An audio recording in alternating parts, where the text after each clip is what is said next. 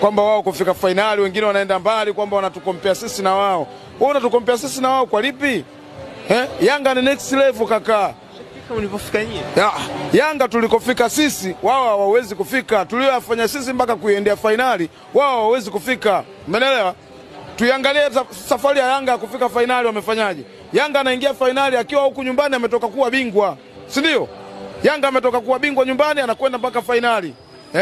Na finali sio tu kwenda mpaka finali. Yanga anaenda kumfunga kila anayekuja usoni mpaka kuja kufika finali. Tumeshinda robo finali ugenini, tumeshinda nusu finali ugenini, tumeshinda mpaka finali ugenini. Kuifikia hatua tuheshimiane. Usitukompeze sisi na watu kama hawa hapa. Sisi tumefikaje huko? Finali sisi tumeingia kibabe. Yaani mwanaume amepambana kweli. Yanga ndo timu pekee ambayo inafika finali. Ni timu ambayo imevumilia mengi. Hakuna hata mtu yoyote aliyetupa msaada wote ndani ya nchi hii. Umeelewa? Tofauti na mama mheshimiwa rais. Angalia sisi tunakwenda mpaka finali. Sisi tunakwenda mchezo wa robo finali kucheza na timu kutoka Nigeria. Hatujapewa hata ofa ya kupumzika hata siku moja. Umeelewa? Tunakwenda kucheza na robo finali Nigeria. Tumetoka kucheza na Simba dabi, mechi ngumu, tunacheza ya dabi hapa nyumbani. Hatukupewa hata muda wa kupumzika.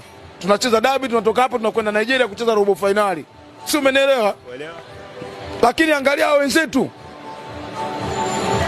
Yaani mchezo ambao tulikuwa nao wa Kipolo ulikuwa ni mmoja tu kuelekea nusu finali. Zidi ya Marumo Galaxy. Ndio tulikuwa na mchezo mmoja tu. Lakini angalia mpaka sasa hivi ni muda gani umepita wenzetu hata kucheza hawajacheza. Viporo kibao, karibia viporo 10 vyote vinaweza vikafika au 6. Umeelewa? Ndio watu wanakuja viporo vyote hivyo. Hasa maana yake nini? Lakini sisi tumefika finali kibabe. Umeelewa? Yaani tumepangiwa mpaka mechi za kucheza. Yaani unaona kabisa hapa. Viporo kibao. Tosha. Viporo vya kutosha vingi. Lakini sisi Yanga hatakuwa na kiporo hata kimoja. Paka watu